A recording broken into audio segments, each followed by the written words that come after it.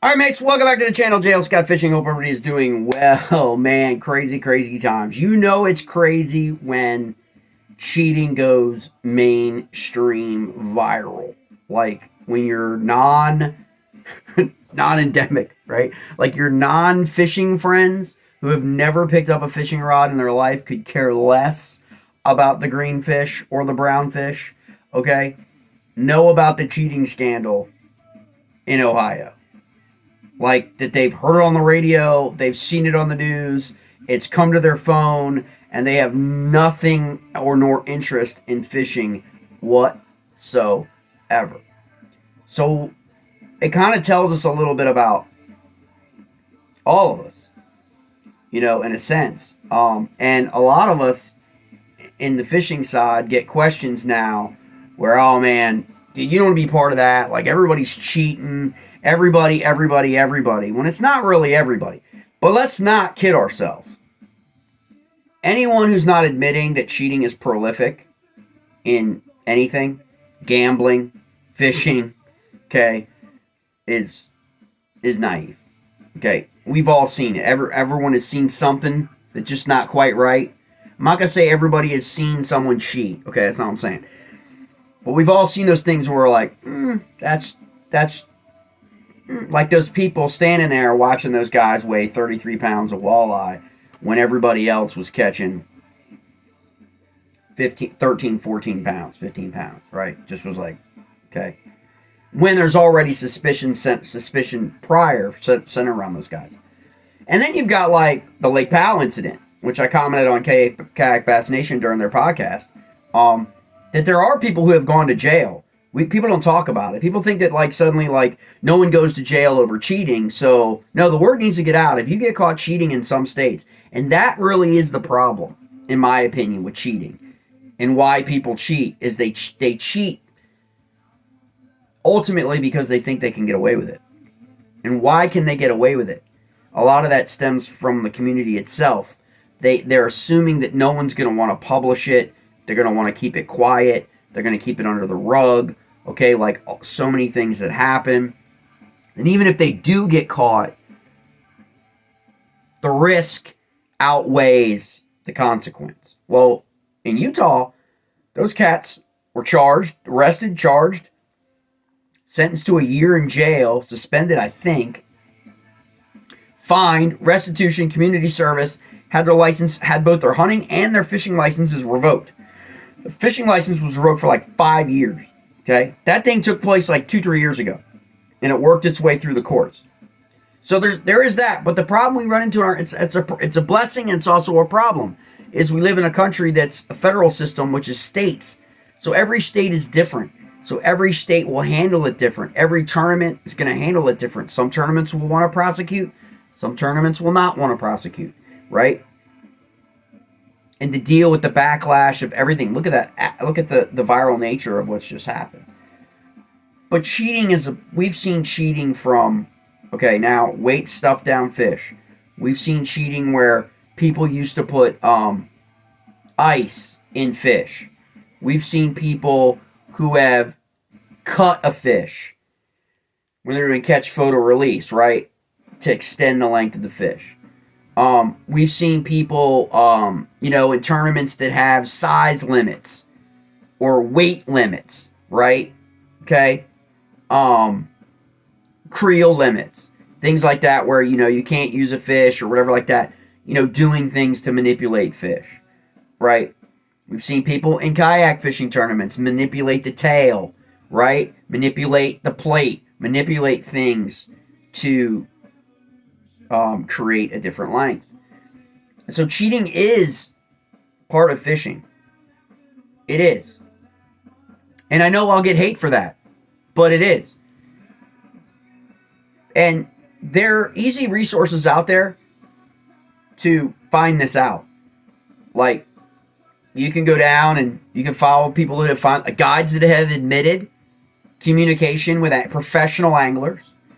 And we hear about the professional anglers, but you're not going to hear about the average Joe, okay, who's just violating a fishing tournament rule for his local trail or local boater event, about information, right? Everybody shares information, right?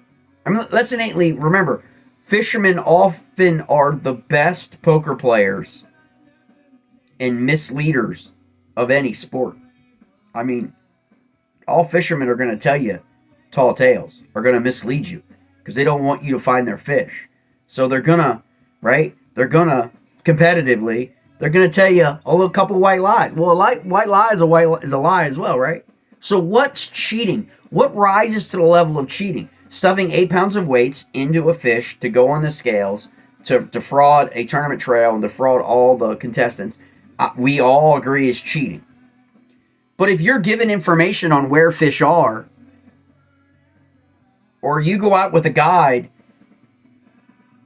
a week before an event, beyond the cutoff, okay, does that not rise to the same level of cheating? You're still gaining an unfair advantage in the end to catch the weight. No different than the guys who put the weights in fish to gain an unfair advantage at the scales. But we don't perceive it the same.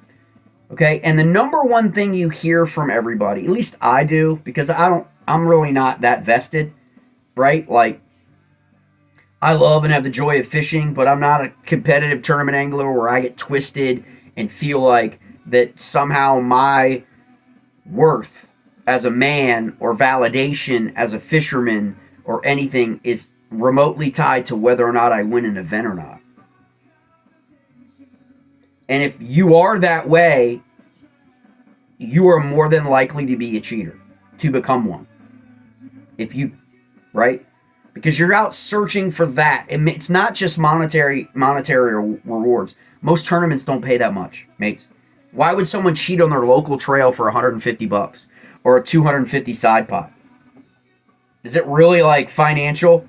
I mean, if somebody of mine that I knew that I was fishing with or in a small little boater club or a kayak club or whatever, needed $250, was that, hard up? We should know about it, that they need help, that they shouldn't have to make that decision to cheat in an event for monetary. But a lot of times it's not monetary. A lot of the times it's ego and validation and having some worth of yourself as a man tied to whether or not you can catch a green or brown fish. And maybe it's cultural.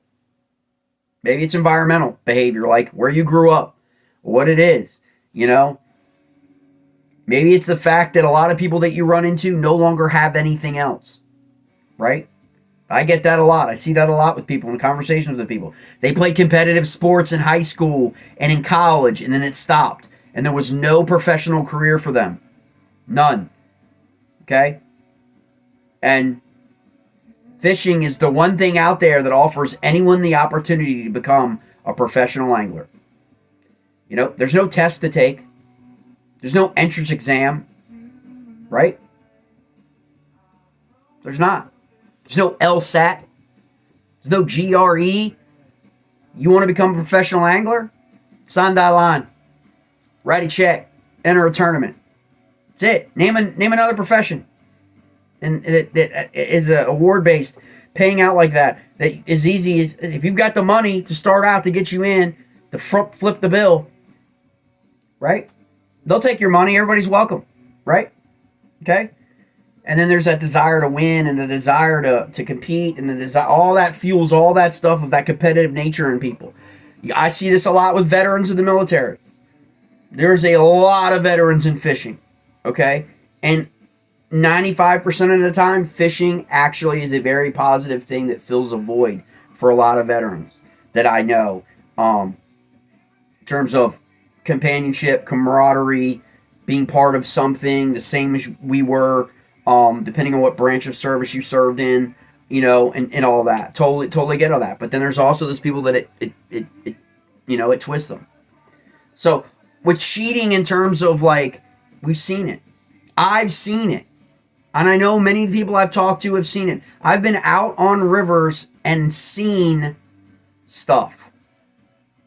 But, and so it lends the question, are you going to report it when you see cheating? Or are you only going to report cheating when it's someone of a lesser, lower named individual? And that's what happens in fishing. Plenty of people have suspicions about people that are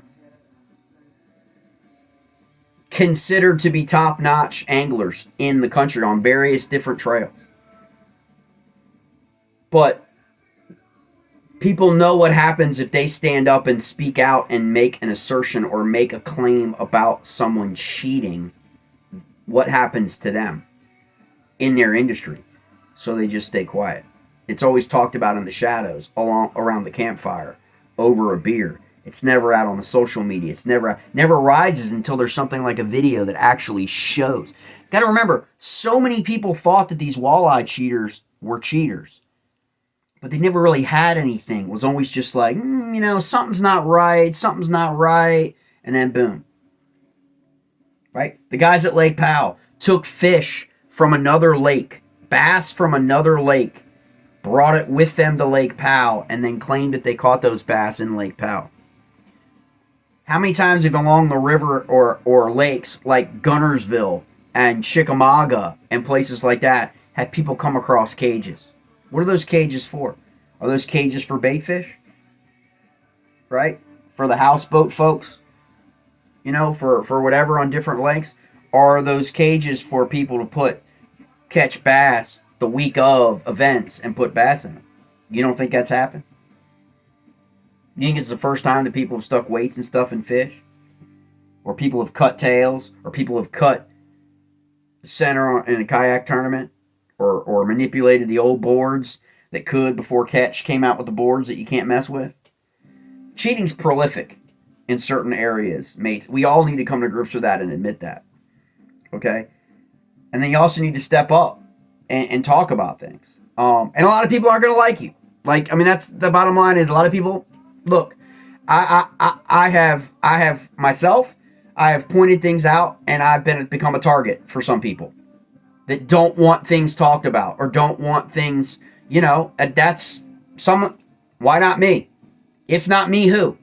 Is your attitude you have to have, in my opinion, if you want to clean your sport up, if you want your sport to advance, if you want your sport to be legitimate, if you want your trail or your series or whatever to have a reputation of being a top-notch, legitimate thing, then you know what? You can't have that kind of stuff, right? We saw this down in Texas where an angler like a year ago or a year and a half ago on one of the things, was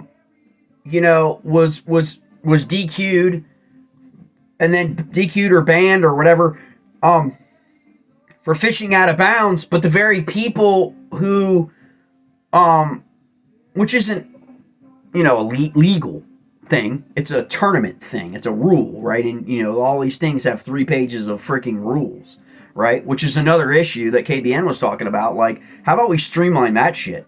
Like, we don't need 3-4 pages of rules. This should be very simple rules, right? But people don't even follow.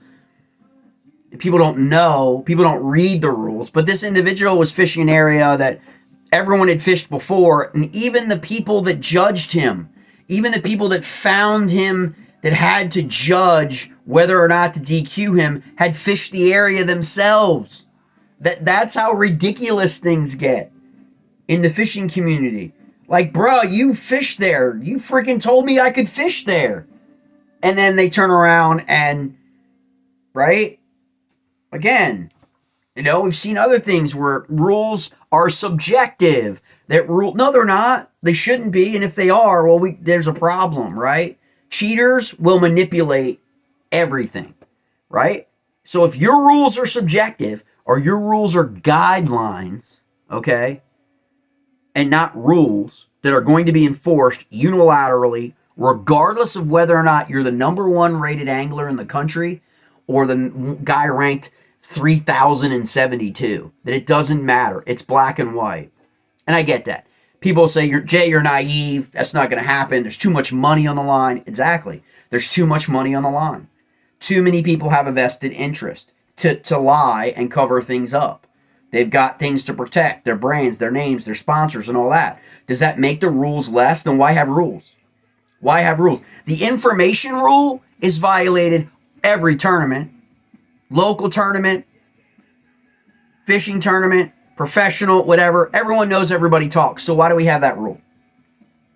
Now with phones and YouTube. So here's the thing is no one can tell you and talk to you about certain information, but I'm sitting at the cabin or I'm sitting freaking on a lake somewhere and I've got a tournament the next morning. I can go on YouTube and pull up all kinds of freaking information and waypoints and GPS and all of that for the body of water that I'm going to fish the next day, and that's fine.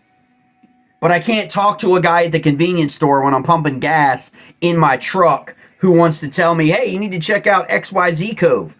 Man, I caught a bunch of 5-pound bass in that the other day. Check that out. Start there. That would be a rules violation. But Google Earth ain't a rules violation. Didn't have Google Earth 20 years ago. YouTube didn't have YouTube 25 years ago. The information is all out there. So why not let's do away with the information crap? Okay? At the end of the day, regardless of who you talk to, regardless of who gives you information, you still gotta go out and catch fish, right? So let's just do away with this stupid rule. Because if everybody's doing it, and that's what you get about the information rule, well, that's not really cheating, Jay. Dude, the guide freaking told him where all the fish were on Rayburn, Lake Fork, on Gunnersville. The guide freaking told him exactly where to go. Like, okay? And the guy caught freaking whatever. Oh, that's not cheating, Jay. The guy stuffed weights inside the bass, that's cheating. That's cheating, Jay. That's cheating. They're both rules violations. They both give you an unfair advantage in a competition that in the end will reward you with monetary and personal gain in name and reputation. They're both cheating. But we don't value that, man. That's where the scales are. That's why I don't get into tournament shit. That's why I'm not down with that crap. I'm not driven by that. Because it's a show. It is a show, whether you want to admit it or not, and you're part of the show. You're part of wrestling. You are part of the show. And that is okay and fine because that's what the show is. And you know that getting in. It's commercialized fishing, commercialized this. People aren't going to like to hear that. People are going to be slamming me left and right as a hater. I'm not a hater. I'm a realist. Okay? It is a commercial business. The fishing industry and the fishing segment is a mega billion-dollar industry. Right? How is that different than wrestling? Right? The actors, everything. It's a show. The weigh-in is a show. The stream online is a show. Yes, it is a legitimate competition, unlike wrestling. You're absolutely right. Okay, although some people will still argue that wrestling's real. But anyway, but I'm just saying, like, in the context of entertainment, that's what they're trying to deliver now, is entertainment. And no one wants to diffuse that entertainment or undermine it by having these kinds of cheating things. But yet, they'll tell you, everybody's doing it. So if everybody's doing it, it's okay. If everybody's robbing banks, it's okay. If everybody's stealing from one another, it's okay. Right? If everybody breaks into your truck on everywhere you go and steals your stuff out of your truck, or if everybody, like we saw in 2020, 2021, everyone vandalizes stuff, it's okay. Because everybody's doing it. Like, is that what the community really wants? But that's where we're at now. We have different standards for different, like, rules. Like, if you get all the information and you go out and you catch the century mark, or you go out and you win a big time event with 35 pounds or 40 pounds, that, that's not, as bad as if you manipulate fish or stage fish or do whatever. And our perceptions are just different. Not everyone thinks they're equal. And if you don't think that cheating rules are equal, kayak fishing, you're supposed to launch from a public ramp. If a guy launches, and I don't care what anybody says, plenty of people freaking launch from unauthorized areas in kayak fishing. Okay? Seen it happen. I've seen people fishing in events without their kayak tethered to them, wade fishing in rivers, in events. That's against the rules. Is that guy a cheater? Well, that's not really cheating, Jay. Oh, so they launched from a private person's property, and Oh, whatever. It's kayaking. Everybody does it. Right? Is that the way it is? Does everybody do it? Or there are people who are ethical and are people who are actually going to launch from authorized launches because that's what the rules state, and they're going to follow the rules and they're going to do the right thing because they have integrity.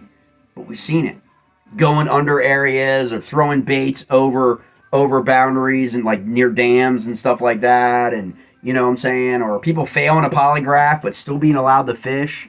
Like these are the things, mates, that like create where people like my friends from outside fishing who care less about fishing and have never picked up a fishing rod think anglers now are all cheaters.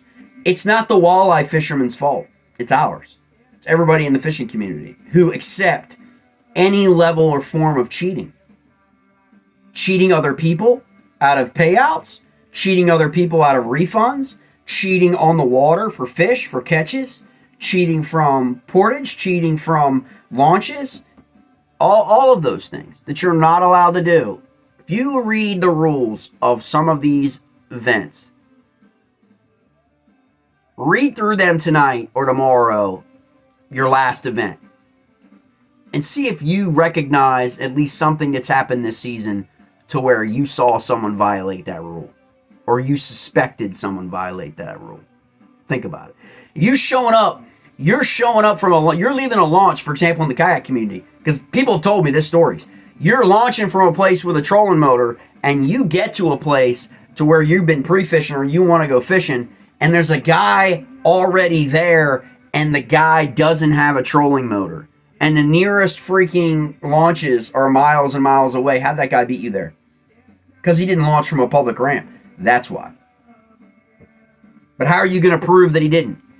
And that's why in the kayaking side, easier on the boater side today because of the money they have in technology. That's why in the kayak fishing world, they need to go to GPS. They need to go to either a GPS locator device that gets placed on the kayak or on Tourney X or Fishing app, to where you have to have that app on and that shows the trail of your entire, where you started and where you finished during the event as part of your submission. People push back on that. Why are you pushing back on that, mates? Doesn't do anything. The app, right? You got to use the app anyway to load all your fish. So why would you push back on something like that? If you're pushing back on something like that, you're admitting to me that there is cheating in your organization. Okay? Because why would you not? The apps are already open. The app does it. You don't have to do anything except turn the app on. You're already going to do that to load your fish, to check in and check out. You just have to keep your app open. And I know the first argument that I get whenever I bring this up when I'm talking to guys around the bonfire and all stuff is, well, sometimes I don't have service. Well, then don't fish where you don't have service, mates. Add that to the rule. If you don't have cell service, you're out of bounds. All right? I don't know what to tell you. You can't not have it both ways. You can't have someone come, oh, well, I didn't have cell service, so here's my 25 pounds of fish or my 100 inches of fish, but I didn't have cell service, so I can't prove where I caught them, or I can't prove where I was fishing. Then you're DQ'd, mate. Sorry. Right? You got to bring that fish. I guess you'd have to bring that fish back to where you had service to log it up anyway, right? To send your fish anyway. Take your picture, but to load your picture, you got to come back to where you have cell service. But again, these are the things, it's just questions. And this is what I like. I like to raise questions about people, about organizations, about rules, about guidelines or recommendations. But you can't change these rules midstream. That's what I've been kind of all summer, all this year, really since July on my channel. People have ribbed me about man, you really are doubling down on, this or that, and I'm like, well, yeah, until they make a, okay, you can't do that. No, you can't change things midstream. It has to be an equal level playing field for everybody throughout. Otherwise, you don't really have a consistent series. Every event has to be run the same, managed the same, scored the same, right? You can't score fish differently. It would be like you're having a series, and on one event it's a 12-inch minimum, on the next event it's a 14-inch minimum, in terms of length. But how's that really fair throughout an entire season for an AOI race, right? And so I don't understand why people just doesn't make much sense. Have it be 12, have it be 14 the entire year, right? Have your rules be for the entire year, and if something comes up, it doesn't work. Challenges always come up, and then you change your rule, right? Okay? But anglers have to follow those rules. All of them account to a level of some form of cheating. Information gathering, unauthorized information gathering is cheating. Stuffing weights and baits is cheating.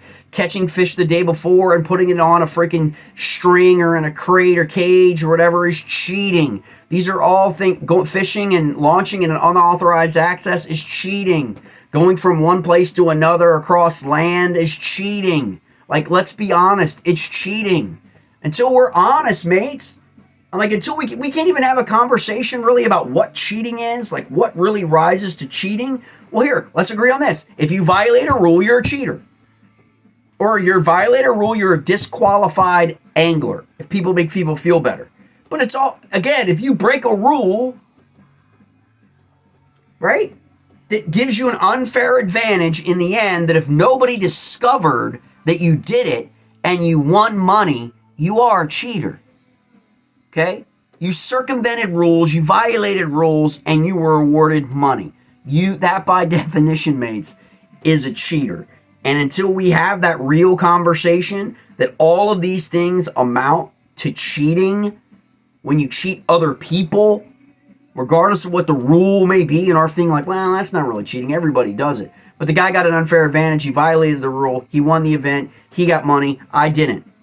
I played by the rules. So it's like the same old thing in our society. The people who follow the rules get screwed, and the people who cheat somehow skate on through, unless there's like video documented evidence of it, like what we saw. That's my take on cheating. I know I'm in the minority, but that's just my take. Let me know your opinion. Have a discussion. That's what we're all about. Make the sport better. Clean up your rules. Get rid of rules that make no damn sense. Consolidate the rules. Check out the KBN podcast. They're a little bit more dialed in on the kayak side than me in terms of the stupid rules that exist in kayak fishing. But check it all out. All right, mates. I'll see you next time.